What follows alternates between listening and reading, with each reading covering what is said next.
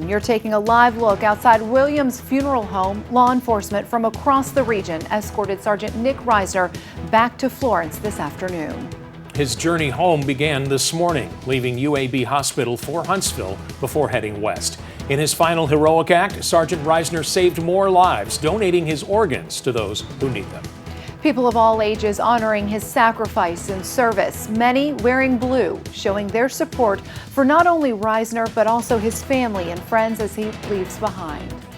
Thank you so much for joining us this afternoon. I'm Marie Waxel. And I'm Dan Schaefer. Just like many of you across North Alabama, we have been working to honor and remember the legacy of Sergeant Nick Risner since his death in the line of duty. We have team coverage for you this afternoon as we continue to keep his memory alive following his journey home. We begin with Wave 31's Brecken Terry this afternoon. She joins us live from the Sheffield Police Department after speaking with officers there on this very tough day. Yeah, guys, I'm actually here at the back of the police department, and you can see there's a small memorial set up for Sergeant Risner. Someone just came up here and also wrote the department a check for his family. This has been an incredibly emotional and heartbreaking day. Guys that I've worked with for years, I was standing next to them as Sergeant Risner's remains were brought into this area, and I could see tears streaming down their faces. No doubt a very emotional time. Now, what you're looking at right now, this is video of that procession earlier, and there were hundreds of people. I would say at least 500, if not 1,000 people lined up in downtown Sheffield to welcome our hero home. There was not a dry eye in the house. I can tell you guys that from looking around and surveying that crowd. I spoke with one woman and I asked her, what emotions, is she feeling? People waited out there for hours. Take a listen to what she had to say. Tears, sadness. I grew up in Sheffield and this is my hometown, and it just hurts.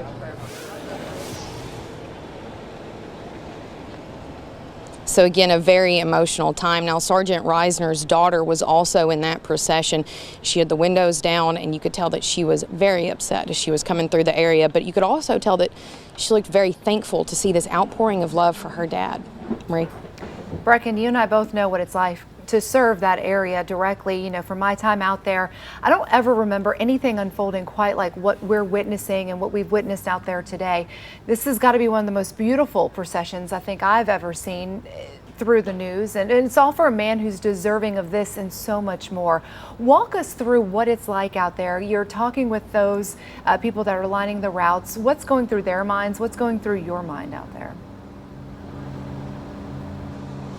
There were obviously a lot of heartbreak. I was standing with Sheffield police officers and their wives and their families and their kids that I have known for years, and some of them told me they do feel a little bit of survivor's guilt that their husband came home that day. They all responded to this call Friday.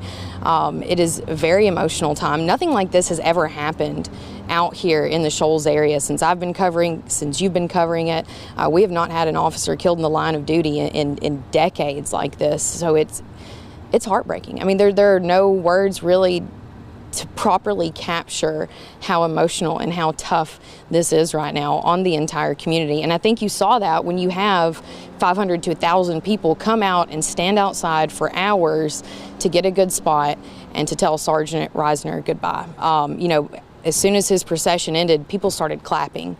And I think that that's just a testament to everyone here knew him, loved him, and he served with great honor for this area.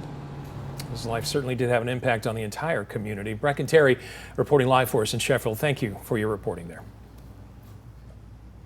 And this was the scene as the escort traveled along 565 near Toyota Field as it made its way through different North Alabama communities this afternoon.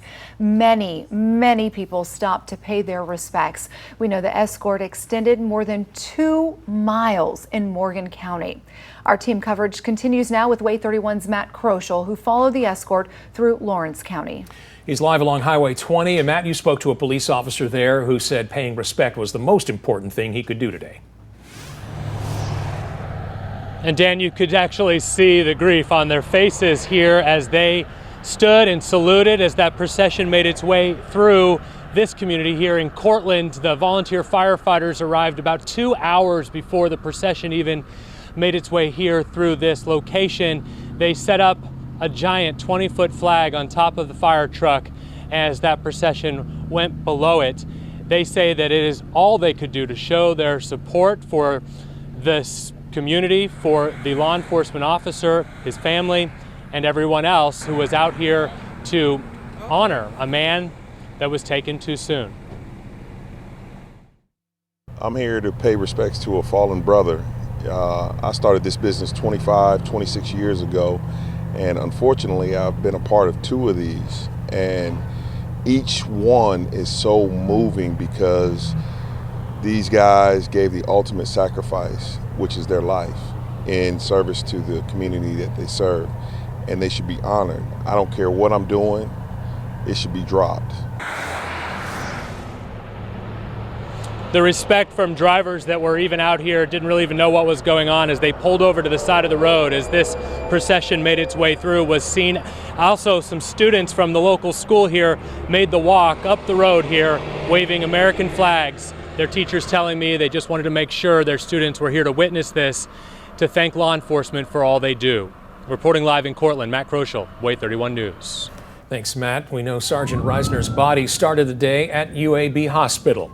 In his final heroic act, Risner's organs were donated, helping those who need them. The body was taken then to Huntsville for an autopsy. People lined the streets as Sergeant Risner made his way home to the Shoals. We continue our team coverage now with Way 31's Olivia Schuler. She joins us live at Williams Funeral Home this afternoon, where his body arrived just minutes ago. Olivia?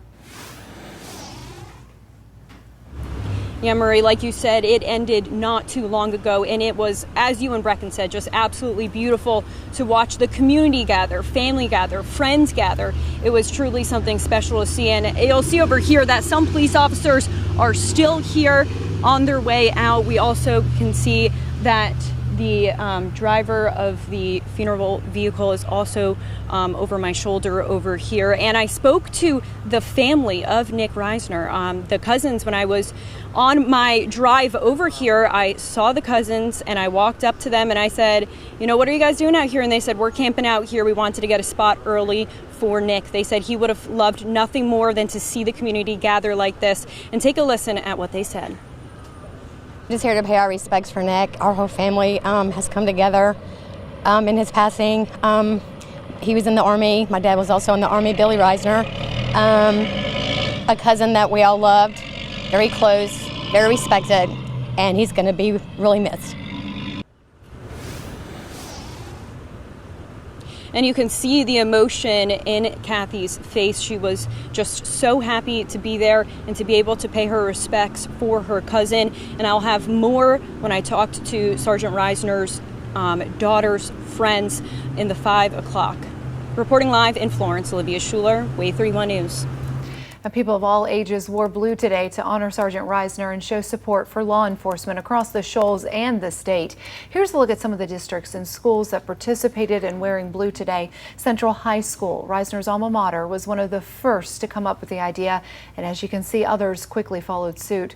One superintendent told us wearing blue teaches students a valuable life lesson. This is just another way of saying, hey, this is there's a lot about life that's not about reading and math, and we need to make sure that we do a good job of teaching that, and they need to hopefully understand that, and we want them to be able to be a part of something bigger than them. The Russellville City School District's collecting donations for Sergeant Risner and his family all week long.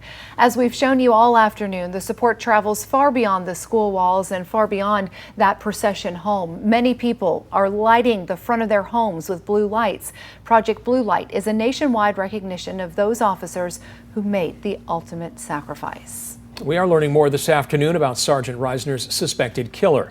The Alabama Board of Pardons and Paroles told us they denied Brian Martin parole in 2015. A year later, his sentence ended.